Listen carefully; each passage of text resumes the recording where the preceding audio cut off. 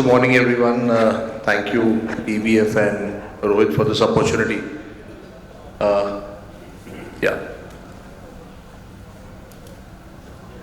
So if you actually look at what I'm trying to showcase initially is, if you look at the global passenger vehicle industry today, okay, and this is without the pickup segment, so hence the numbers seem to be a little lower. We've been in the range of about 55 to 56 million over the last 2 to 3 years. And if you see, in terms of the overall contribution, about 65% comes from, the ICE segment, about 21% is hybrid, 14% is electric, and very, very negligible, which is fuel cell. In the current year also, if you see, the share of hybrid has gone up to about 23%. EVs have inched up to about 16%, and the ICE segment has gone relatively lower. But you can see hybrids and EVs both kind of picking pace. What is very, very interesting is if you actually look at the segment, the chart below. Oh, sorry. Yes, really sorry for this. If you actually look at the chart below, on the left hand side, you will see developed economies wherein the share of hybrid is significantly higher. If you look at US, it's 13%. In case of Japan, it's almost 52%. And in case of Korea, South Korea, it's almost 23%. But when you look at the developing world, you look at China, you look at Indonesia, you look at Thailand, you look at India, electrification is increasing and hybridization is also increasing. So both themes are playing in tandem. So there is a little bit of difference that we are seeing in the developed world versus, the developing world, which is slowly, gradually emerging. Now, what is very important is, I'll not take much time on the slide, but the message is India is a very strong economic powerhouse, despite global headwinds, geopolitics, there has been Russia-Ukraine crisis, Israel-Hamas that happened over the last couple of years, US tariff impacts. We are not going to see much of an impact as of now. We may see about 30 bips shave off in terms of the overall GDP growth, but we are expecting to grow at about 6.7% over the next 5 years. People may argue that the growth rate has slowed down, but if you actually look at the chart, you will see that from 1991 to 2000, we grew at about 5.8%, cumulative CAGR. From 2001 to 2010 at 6.3%, and from 2011 to 20 at 6.6%. And over the next 5 years, we are expected to grow at 6.7%.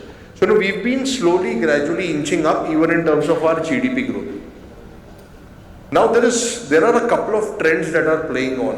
One is premiumization. Of course, it's quite known in the two-wheeler and passenger vehicle space. But even if you look at consumer durables, the share of fully automatic washing machines, or in case of refrigerators, the share of frost-free. In case of air conditioners, the share of split AC. And if you look at, rising content of OTT on the internet, that has also gone up significantly. So these are trends that are playing out. What is also very important to understand is if you look at the consumer confidence index, in terms of rural, we've already breached 100 and we've reached where we were earlier, pre-COVID. But in case of urban, we are still not back to pre-COVID levels. And rural is something, which has been driving growth very, very strongly over the last couple of years and continues to do so. Even if you look at the crop value index that Crisil, kind of computes, we've seen that the cash flows have been quite positive on the rural side as compared to the urban side. And it is also reflected, in tractor sales. If you actually see, the first quarter tractor sales have grown by about 9%. Again, signaling that, the rural side has been doing relatively much better as compared to urban. What is also very important is if you look at the spending metrics in India, if you look at credit card spends or if you look at UPI transactions, they've been growing. But what is very, very important is if you look at the growth in the last 4 to 5 quarters, it's largely stagnated. It's been there in the same band. So what is also very, very clearly reflective is that there is some pressure that we are seeing on spending. And we are actually seeing that more spend is happening on lower ticket items because the number of transactions are going up. But if you look at the average value of transactions, it's coming down. The overall spends is increasing. This is indicating that there is some kind of pressure in terms of discretionary spend. Also, if you see, we've put metros and state capitals as one line chart, and the other is, the other cities in India. If you actually look at housing growth till quarter 2 2024 or quarter 3 financial year 24, it was pretty good. The metro and state capitals were actually driving growth. The growth there has also muted, which means asset purchases have also gone slow, largely on the housing side, which is also putting a lot of pressure. And this is also coinciding with a period where returns from the markets have also gone down, which also in a way is giving you a sense that there is pressure on wealth effect, which is also playing on in the economy. Now this is a slide because of very recent announcements that have been made in a way, if I have to say. If you actually see, the old GST structure had 5 slabs, if I have to say, from a passenger vehicle industry perspective. The base is at about 29%, which is 28% plus 1% cess. Then next at 31, then 45, 48 and 50. What we've tried to do is, if you actually look at the highest selling model in each of the categories. So for example, when I look at hatchbacks, so Wagoner is the highest selling model. Compact sedans, Desire is the highest selling model. When you look at subcompact, Punch is the highest selling model, so on and so forth. And you have Creta and mid SUV. So what we've tried to do is, if we assume a GST rate of 18% as the base rate, and we have assumed certain cess bases, the top bracket being at about 40% is what has been going on around in the market. So what is going to be the reduction in prices of vehicles for each of these categories? So if you actually see small cars, that is hatchbacks and sedans, sub 4 meter cars, we'll actually see a reduction of about 9%. If you look at subcompact SUV also, we'll see a reduction of about 9%. Interestingly, if you see premium SUV and MPV, will also see a reduction of about 7% because it's at about 50% at this point of time. And if you look at the likes of say Creta, which is in the compact and mid SUV segment, you will see a reduction of about 3% if we take 40% as the highest bracket. What is also very important is, as I said, there are two things that have happened in the last couple of years. One, we are expecting the nominal GDP to cross 6 trillion by financial year 30. And at the same time, if you look at the infra spend of India, it has gone up significantly. So the multiplier effect is very, very high. It's like about 2x of GDP in terms of infra spend. And when you look at the per capita income, we are expecting it to be about $4,500 by the end of financial year 31, which is a significant number, almost close to double of what we are seeing today.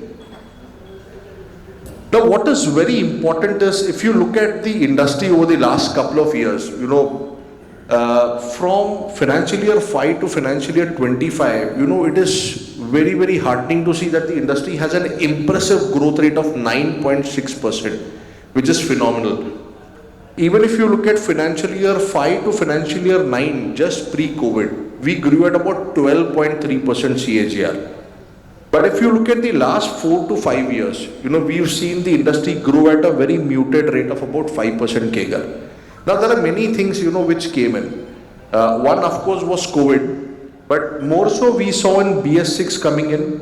We saw a lot of regulations coming in, because of which we saw a significant increase in terms of price. And we've seen the price of certain segments go up by as high as 50% over the last couple of years.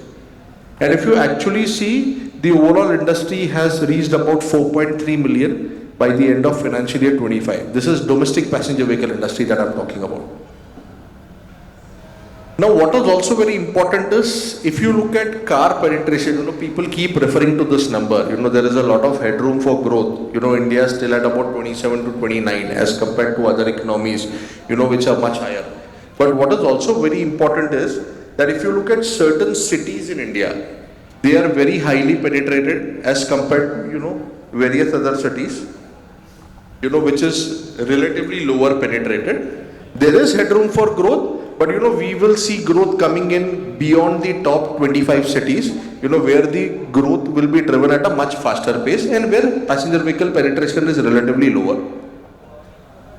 What is also very interesting is, as we saw, in the last couple of years, if you look at from financial year 5 to financial year 19, small cars dominated with about 60% share, large cars lost share from 17 to 6%, UVs gained from 17 to 28, and vans were almost similar from 5 to 6%. If you look at 19 to 25, the share of small cars has halved from 60 to 30. The share of UVs has gone up from 28 to 65. Now, one primary reason that we also feel is the impact of increase in prices because of regulations coming in has been very, very significant.